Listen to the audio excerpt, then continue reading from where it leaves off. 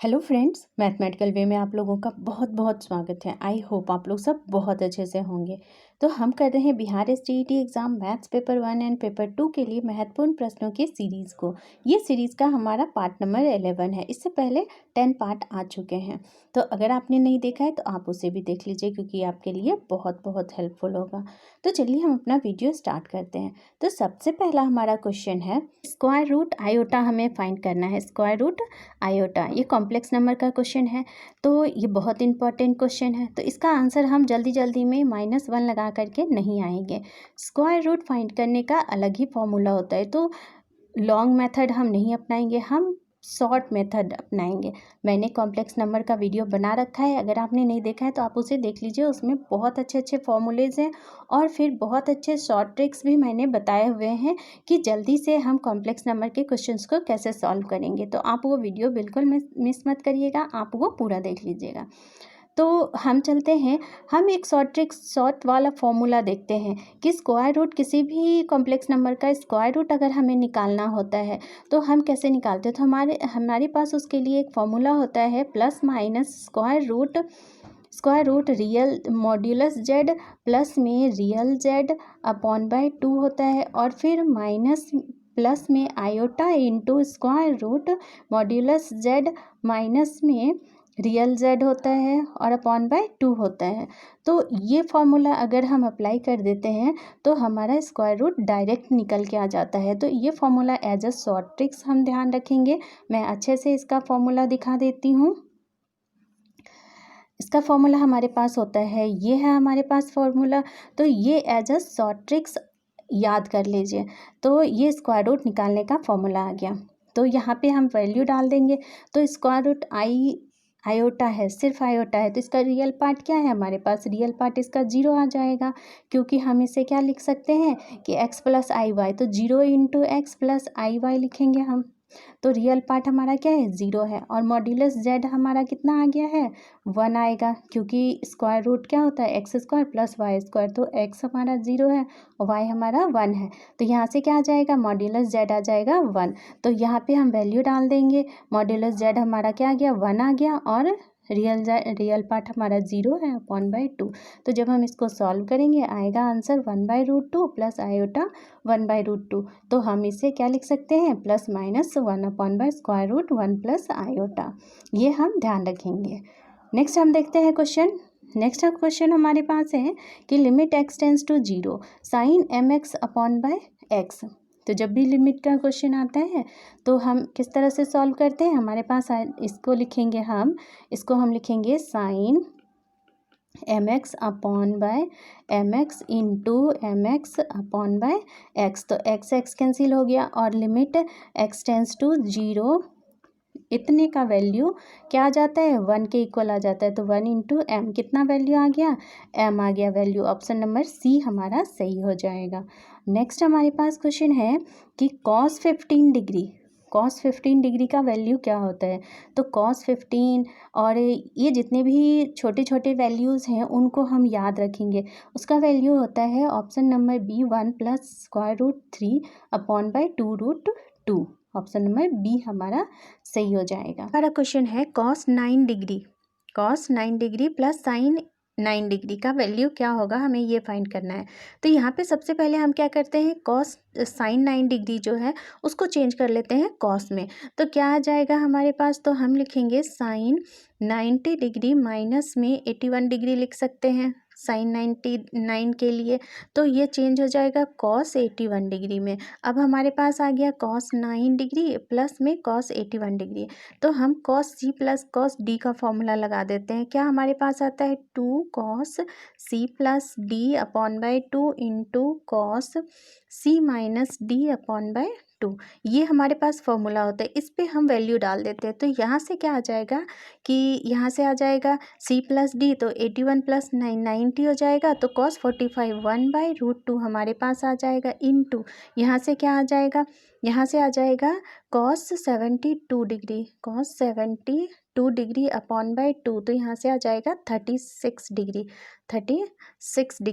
और ये 36 डिग्री हम cos 36 को हम लिख सकते हैं साइन 54 54 डिग्री। तो यहाँ से तो कौन सा ऑप्शन हमारा सही हो जाएगा? इसके बदले में हम साइन 54 लिख सकते हैं, क्योंकि 90 माइनस यहाँ से 54 लिखेंगे तो 36 आएगा और उसको चेंज हो जाएगा साइन 54 में, तो हम साइन 54 लिख सकते हैं। तो हमारा वैल्यू कौन सा आ जाएगा? हमारा ऑप्शन कौन सा सही हो जाएगा? ऑप्शन नंबर हमारा बी सही हो जाएगा, √2 साइन 54 डिग्री। ये हमारा आंसर हो जाएगा। नेक्स्ट क्वेश्चन हम देखते हैं। नेक्स्ट हमारे पास है कि इंटीग्रेशन ऑफ लिमिट है a to b fx dx plus b to c fx dx का इंटीग्रेशन। तो इसमें से इसका वैल्यू क्या होता है? तो ये एक फॉर्मूला होता है कि अगर इस तरह से है तो इसका जो वैल्यू आता है वो आता है integration of a to c fx dx के इक्वल आता है, क्योंकि हम a टू c को हम बीच में से ब्रेक करके a टू b ला सकते हैं लिमिट, फिर b टू c ला सकते हैं। तो कौन सा ऑप्शन हमारा सही हो जाएगा? ऑप्शन नंबर डी सही हो जाएगा। नेक्स्ट हम क्वेश्चन देखते हैं। डैश का क्षेत्रफल उसकी भुजा के वर्ग के बराबर होता है। कौन सा होगा? समचतुर्भुज होगा, चक्रीय चतुर्भुज होगा, आयत होगा, वर्ग होगा, कौन सा होगा? तो एक वर्ग ही ऐसा है जिसका हम क्षेत्रफल निकालते हैं तो उसका एरिया क्या होता है? एरिया होता है साइड इंटू साइड। तो ये क्या हो गया? साइड का वर्ग हो गया, साइड का स्क्वायर हम लिखेंगे इसको, भुजा का स्क्वायर। तो भुजा का स्क्वायर वर्ग का ही एरिया आता है, तो वर्ग का क्षेत्रफल उसके भुजा के वर्ग के बराबर होता है। नेक्स्ट क्वेश्चन हमारे पास है। एक विक्रेता 7 रुपये में 21 के हिसाब से सेब खरीदता है और 2 रुपये में 5 के हिसाब से सेब को बेच देता है। इसका क्या परिणाम होगा? हमें ये बताना है। लाभ होगा उसको या हानि होगा, ये हमें बताना है। तो सबसे पहले तो वो एक सेब कितने में खरीदता है वो हमें निकालना होगा, और वो एक सेब कितने में बेचता है वो निकालना होगा। तो खरीदता है कितने में? तो क्रय मूल्य हम निकाल लेते हैं। तो यहाँ से क्या आ जाएगा? क्रय मूल्य 7/21 हो जाएगा। तो कितना हो जाएगा? 1/3 हो जाएगा। और उसका विक्रय मूल्य कितना हो जाएगा? 2/5 हो जाएगा, कि एक सेब का विक्रय मूल्य इतना है और एक सेब का क्रय मूल्य इतना है उसका। तो यहाँ पे क्या आ जाएगा? लाभ आ जाएगा। लाभ आ जाएगा। लाभ बराबर क्या हो जाएगा? 2/5 माइनस में 1/3। यहाँ से जब हम इसको सॉल्व करेंगे तो हमारा आंसर आएगा 6 माइनस में 5/15 आ जाएगा। तो यहाँ से आ जाएगा 1/15। अब ये आ गया लाभ। अब हम लाभ प्रतिशत निकाल लेते हैं। तो लाभ प्रतिशत निकालने के लिए क्या करना पड़ेगा? 1/15 को हम क्रय मूल्य से डिवाइड करते हैं 1/3 इंटू में 100 हो जाएगा। जब इसको हम सॉल्व करेंगे तो 3 ये 5 से कटेगा, 5 से ये 20 टाइम्स में कट जाएगा। तो हमारे पास कितना आंसर आ जाएगा? 20% क्या हो गया? उसको लाभ हो गया। तो ऑप्शन नंबर हमारा बी सही हो जाएगा।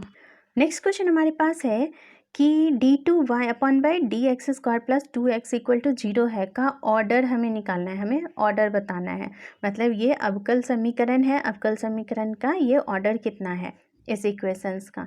तो हम यहाँ पे देखते हैं कि जितने टाइम्स हम उसका डेरिवेटिव निकालते हैं, हाईएस्ट डेरिवेटिव, तो वो उसका ऑर्डर हो जाएगा। तो यहाँ पे 2 टाइम्स निकाला हुआ है डेरिवेटिव, तो इसका ऑर्डर क्या हो जाएगा? 2 हो जाएगा। और इसका डिग्री क्या होता है? 2 क्वेश्चन आते हैं, ऑर्डर आता है और डिग्री पूछता है। तो इसका डिग्री क्या होता है कि हाईएस्ट डेरिवेटिव हमने जो निकाला है उसका जो पावर होगा वो उसका डिग्री कहलाता है। तो नेक्स्ट क्वेश्चन हम देखते हैं। नेक्स्ट हमारा है कि एक त्रिभुज के 3 कोणों के मापों का अनुपात 3:4:5 है। सबसे बड़े कोण का माप क्या होगा? हमें ये बताना है। तो हम इसमें डायरेक्ट लगाते हैं। डायरेक्ट क्या लिखते हैं कि 5/, क्योंकि सबसे बड़ा कोण क्या है? कोण का रेशियो जो है वो 5 है। तो 5/, टोटल सम करते हैं यहाँ पे 3 + 4 + 5 इंटू में तीनों एंगल का सम कितना होता है? 180 डिग्री। डायरेक्ट हम यहाँ से निकालते हैं। तो यहाँ से क्या हो जाएगा? ये 5 4 9 और ये हो गया 12। तो 5/, क्या हो जाएगा? 12 इंटू 180। तो यहाँ से कट गया, कितना आ गया? 6 2 = 12, 3 = 30 आ गया। यहाँ से ये 15 आ गया। तो यहाँ से कितना आ जाएगा आंसर हमारा? आंसर हमारा आ जाएगा 75 डिग्री। ऑप्शन नंबर ए हमारा सही हो जाएगा। नेक्स्ट हम देखते हैं। नेक्स्ट क्वेश्चन है कि vector A dot vector B कितना होगा? तो वो एक फॉर्मूला है ये सदिश गुणन का। तो ऑप्शन नंबर बी हमारा सही हो जाएगा, A B cos theta, A B cos theta ये होता है।